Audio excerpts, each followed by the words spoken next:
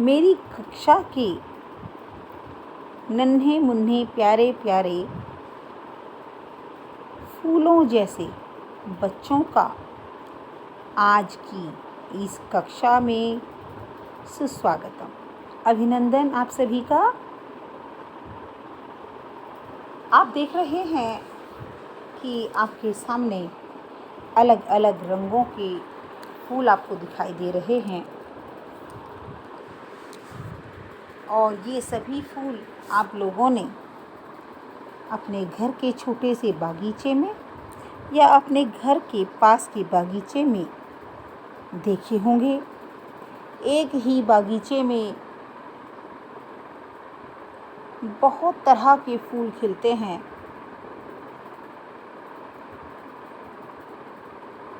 सुंदर लगते हैं, लोगों को आकर्षित करते हैं। जैसे आप सभी हैं, फूलों जैसे प्यारे प्यारे से अलग अलग रंग ढंग आदतों वाले, और मेरी कक्षा के सुंदर से बागीचे में जब आप खिलते हैं, खुश होते हैं, पढ़ते हैं, तो मेरी कक्षा रूपी बगीचा बहुत सुंदर लगता है। जैसे कि इन फूलों से उपवन सुंदर लगता है। और इसी प्रकार से इस देश के अलग अलग प्रांतों, शहरों, गांवों में रहने वाले लोग इस देश की शोभा को बढ़ाते हैं।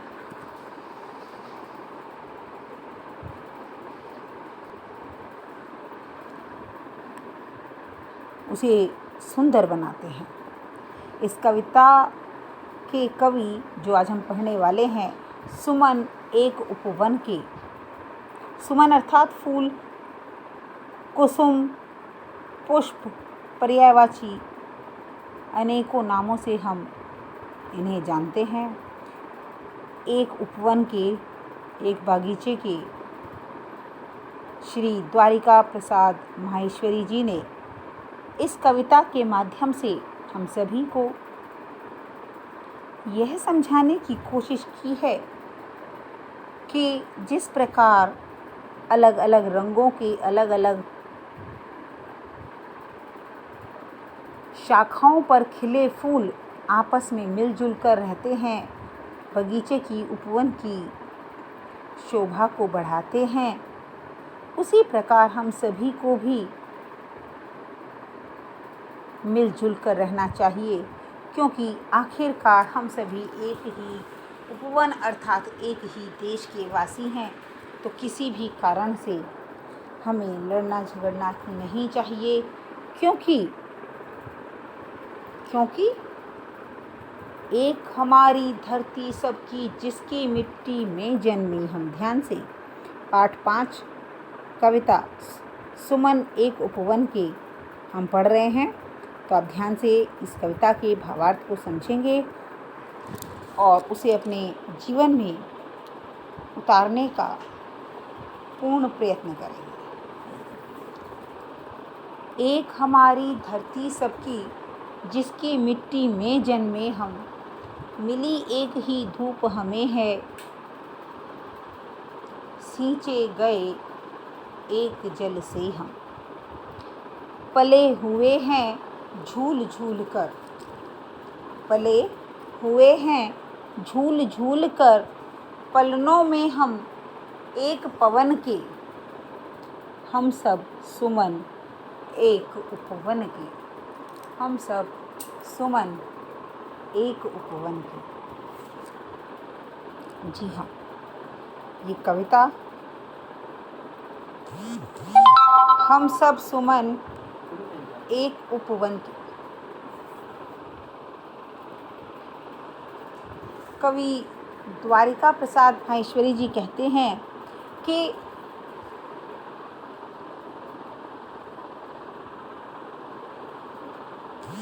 हम सबकी एक ही धरती है, भारत भूमि, और इसकी मिट्टी में हमने जन्म लिया है। भारत भूमि की मिट्टी में हमने जन्म लिया है।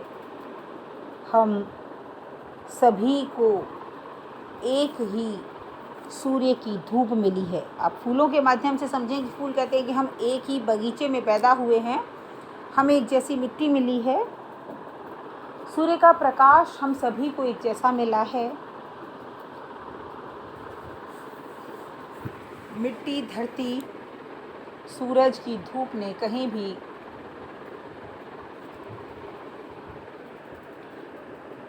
हमारे साथ किसी भी प्रकार का भेदभाव नहीं किया है।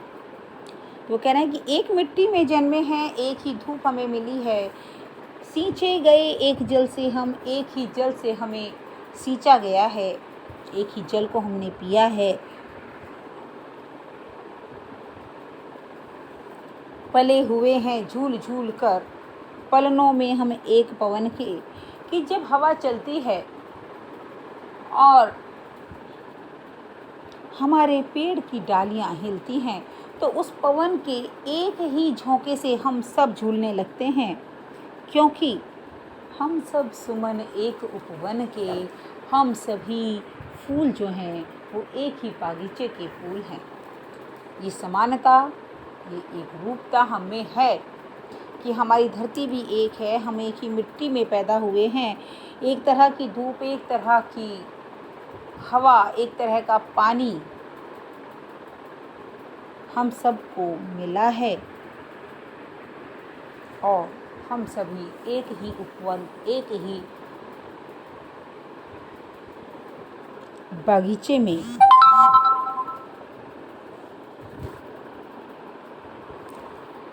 हैं और एक ही बागीचे के फूल हम सभी हैं। सूरज एक हमारा, जिसकी किरणें उर की कली खिलाती, कवि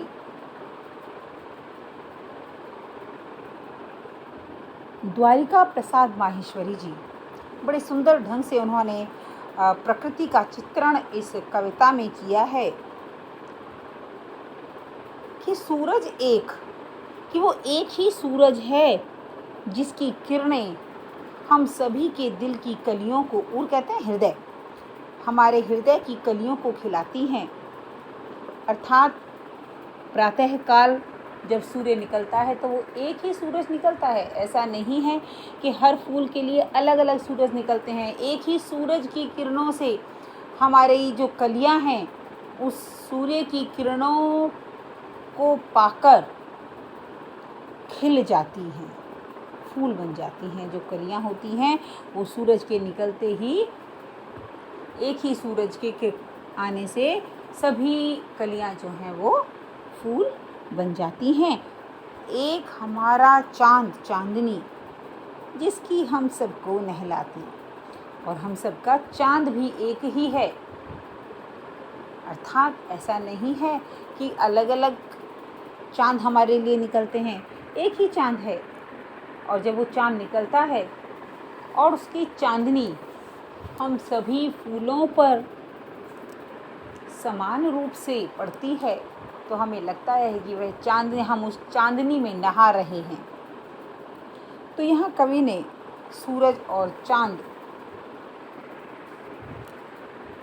की कृपा दृष्टि समान रूप से होने की बात कही है कि सूरज वही है, चांद भी वही है, जिसकी चांदनी में हम नहाते हैं। सूरज की किरणें हमारी हृदय की कलियों को खिलाती हैं।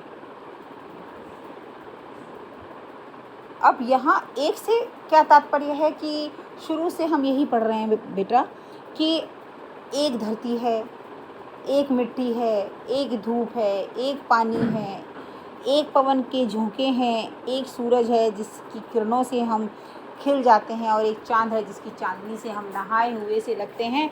लेकिन सब कुछ एक है, सब कुछ एक है, लेकिन हम सभी फूलों के रंग, रूप, आकार अलग अलग हैं। हम सब सुमन, हम सब फूल जो हैं वो एक उपवन के हैं, एक उपवन में हम पले बड़े हैं।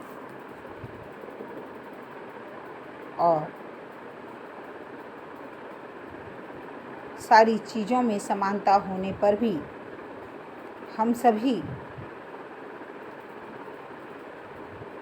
अनेकों रूप से अनेक हैं, लेकिन फिर भी हम सभी एक ही उपवन के फूल हैं और एक ही उपवन में हंसी खुशी से मिलजुल कर रहते हैं। आज की कक्षा के लिए इतना ही। आगे की कविता हम कल पढ़ेंगे। धन्यवाद।